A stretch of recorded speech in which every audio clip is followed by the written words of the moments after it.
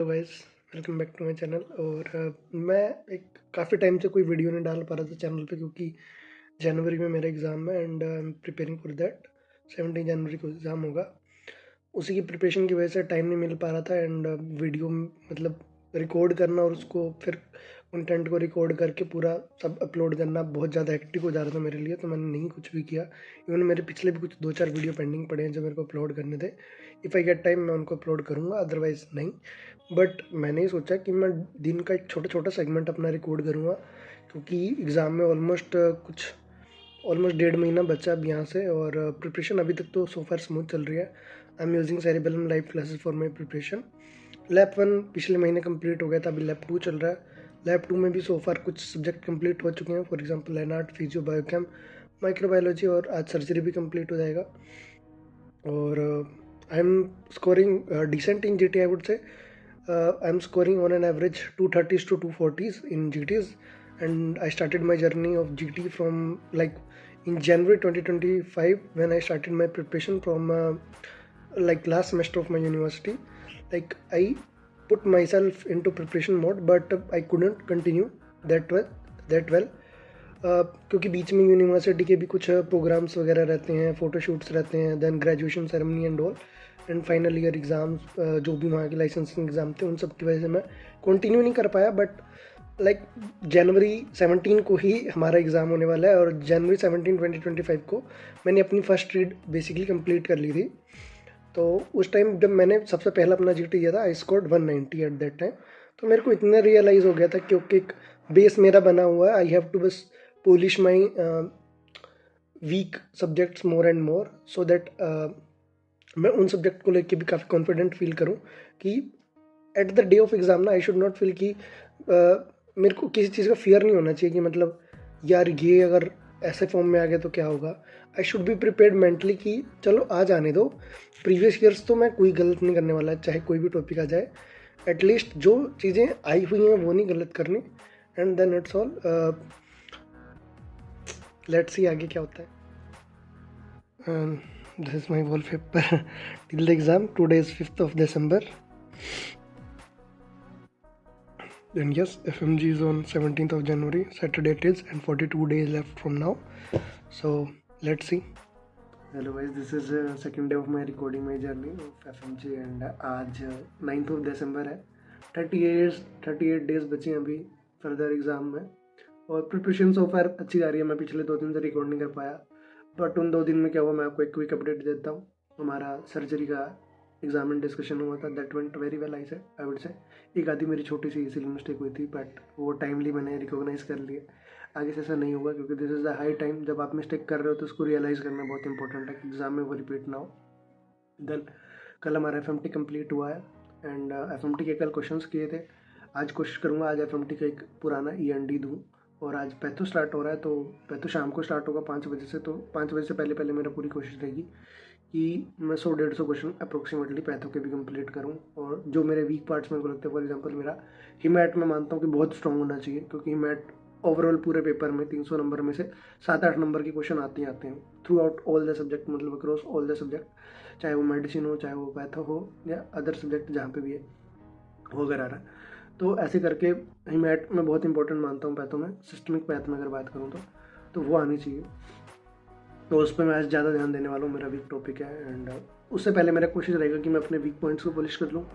एक टारगेट है मेरा कि 150 क्वेश्चन मैं मिनिमम प्रैक्टिस करूँ, और फिर मैं क्लास में बैठूँगा। देन क्लास में सर टोटली रिविजन पैटर्न रहेगा, वो टोटली सर हमसे पूछते हैं, हम उन चीज़ों को आंसर करते हैं, और सर PDF को एनोटेट करते जाते हैं। It is a quite interactive session जो अभी चल रहे हैं लैब 2। देन रात को लेट नाइट PYQ होंगे, ऑलमोस्ट 50 क्वेश्चन वो रहते हैं। तो अप्रोक्सीमेटली दिन के अभी 200 क्वेश्चन की फ्रिक्वेंसी अभी चल रही है, वो टच कर ले रहे हैं इजीली, और इस टाइम पे एटलीस्ट इतना मेरे को लगता है करने भी चाहिए। अगर मैं कोई PYQ का मॉड्यूल बनाता भी हूँ तो उसमें मैं नीट PG और INI सेट या इमेज बेस्ड क्वेश्चन, ये 3 मॉड्यूल ऐड कर देता हूँ।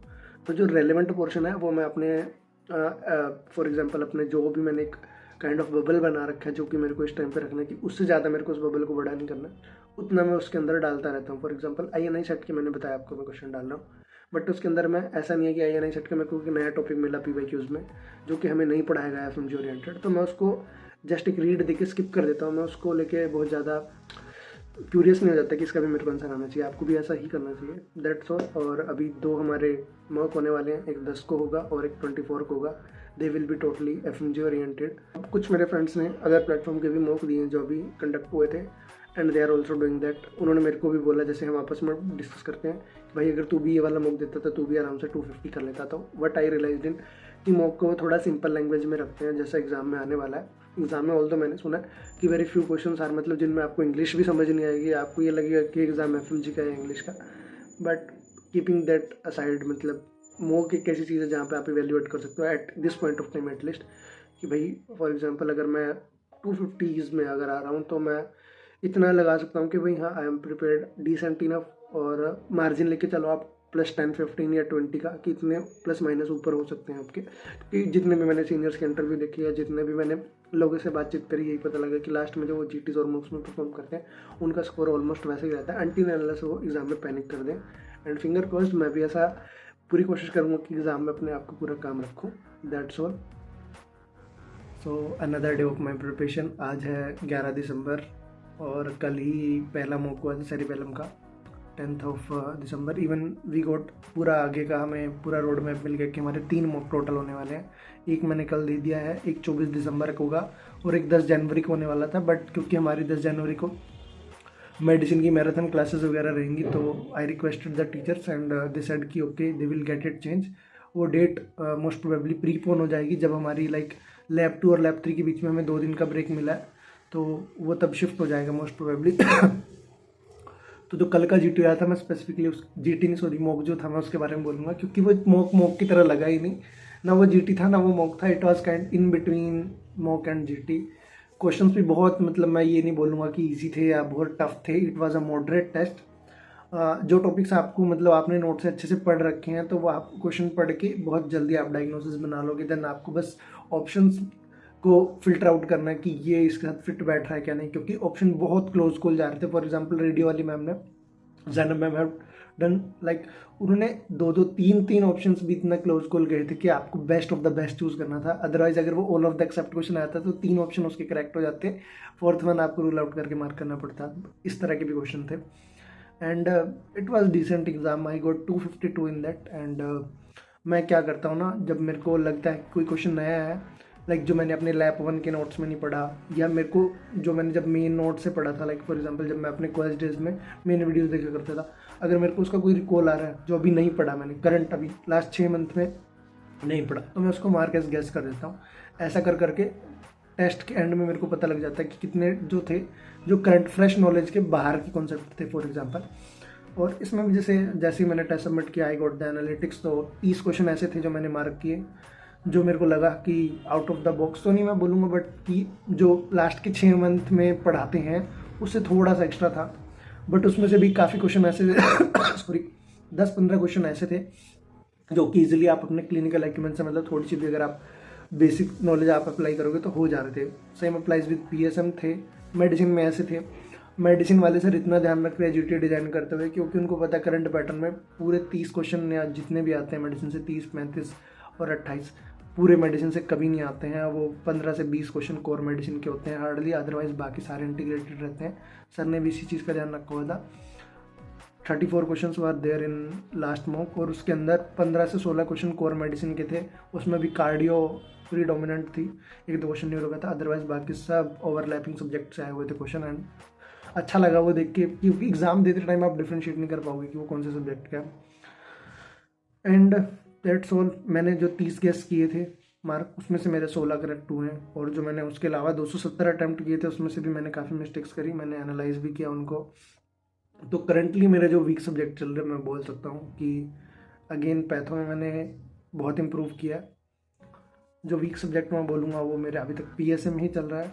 मेडिसिन में मैं अभी तक 80% एक्यूरेसी पे भी नहीं पहुँच पा रहा हूँ, क्योंकि टेस्ट आर डिजाइन इन सच अ वे कि आप बहुत ज़्यादा आपको एफर्ट्स डालने पड़ेंगे उस क्वेश्चन सॉल्विंग में।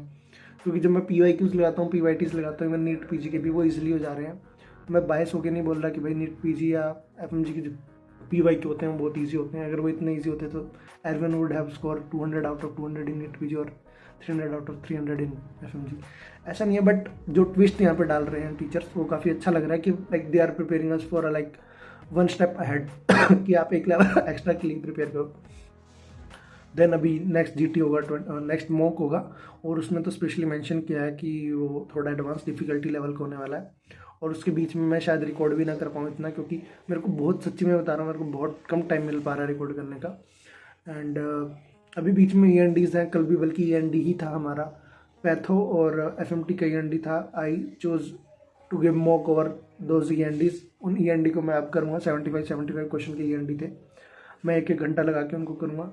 ऑल्दो आई डोंट सही कि मतलब आपको कम टाइम में करने चाहिए, बट आप जब एक टाइम के बाद प्रैक्टिस कर लेते हो ना नंबर ऑफ क्वेश्चन, तो आपके क्वेश्चन जल्दी सॉल्व होने लग जाते हैं। मैं ये नहीं कह रहा कि आप फास्ट फिंगर फर्स्ट वाली आदत बनाओ, बट कोशिश करो कि ज़्यादा से ज़्यादा जल्दी आप क्वेश्चन क्या बताना चाह रहा है वो ग्रेस्प करो, क्योंकि एग्जाम में भी क्या होता है और टेस्ट में भी क्या होता है ना कि आप मल्टीपल टाइम्स कई बार एक लूप में फंस जाते हो क्वेश्चन की। लाइक आपने फर्स्ट लाइन से फोर्थ लाइन पे पहुंचा, आप भूल गए फर्स्ट लाइन में क्या था। तो वो मल्टीपल रीडिंग से और जितना जल्दी आप उस चीज़ों को ग्रेस्प करना सीखोगे वो बेटर। एटलीस्ट मेरे केस में उसने बहुत काम किया। देन यही मैं कि अभी इतना फ्रिक्वेंटली रिकॉर्ड नहीं कर पाऊंगा, और आई थिंक मैंने पिछले 2-4 दिन से जितना भी वो रिकॉर्ड किया है, तो ये पार्ट 1 रहने वाला है, जिसमें मैंने आपको अपने GTs की जर्नी बताई है, कब मैंने अपनी प्रिपरेशन स्टार्ट करी है।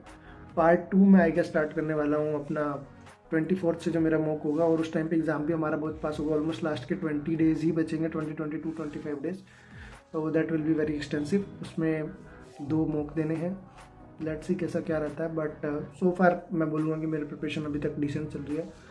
और manifestation is a very important thing, आपको करना चाहिए जब भी आप अपने प्रिपरेशन स्टार्ट करता हूँ, मैं करता हूँ। जो भी मेरा एक आइडियल स्कोर मैं मानता हूँ कितना मेरे को लेके आना चाहिए, जैसा होगा वो एग्ज़ाम वाले दिन वो भगवान की और मेरी, भगवान की जैसी भी इच्छा होगी और जितनी भी मैं मेहनत उस दिन करूँगा उसके ऊपर है। बट मैनिफेस्टेशन ऐसी चीज़ है कि आपको छोड़नी नहीं चाहिए, डेली बेसिस पे करना चाहिए, क्योंकि वो जो एक पॉजिटिव वाइब्स देता है वो आपको एग्ज़ाम वाले दिन फील होगा कि सच में वो चीज़ें वर्क करती हैं। मेरे को GT में ये चीज़ें रियलाइज़ होती हैं, तो एग्ज़ाम तो फिर भी एक kind of a different story है। बट लेट्स सी आगे क्या होता है। This is for part 1। Part 2 के लिए stay tune. Thank you guys.